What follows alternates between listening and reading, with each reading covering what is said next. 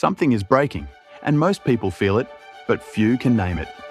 Across the developed world, men are falling behind. Not just economically, but psychologically, socially, existentially. Boys are struggling more in school. Young men are reporting higher rates of loneliness than ever before.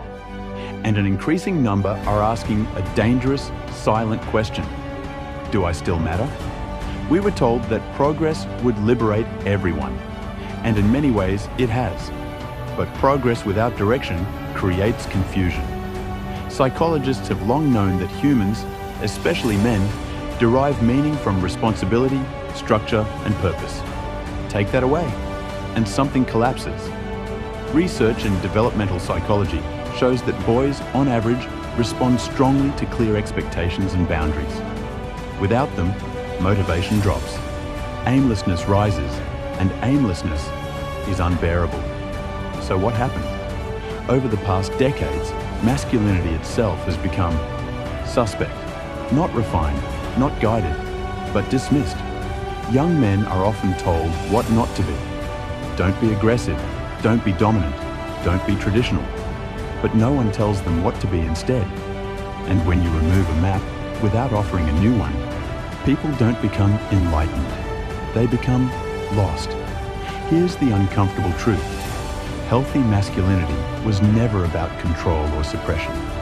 At its best, it was about discipline, protection, and sacrifice.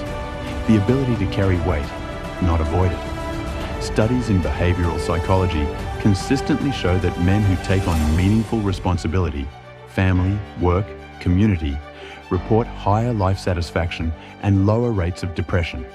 Not because it's easy, but because it's meaningful. And this brings us to the word that makes modern conversations tense: tradition. Not all traditions are good.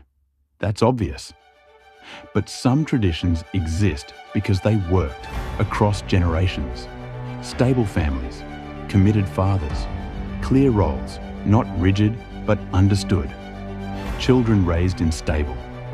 Two-parent households consistently show better outcomes across education, emotional regulation, and long-term stability.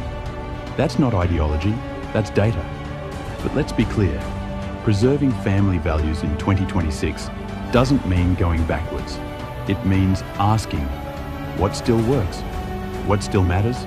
It means redefining strength, not as dominance, but as reliability. Not as control, but as presence. A man who shows up. A man who keeps his word. A man who builds instead of escapes. Because here's the good news. The crisis of masculinity is not the end of something. It's a transition. Every generation faces a moment where it must rebuild meaning. And right now, men have an opportunity to reject both extremes. Not blind tradition, not empty modernity, but something stronger, conscious responsibility. If you're a young man watching this, you don't need permission to matter.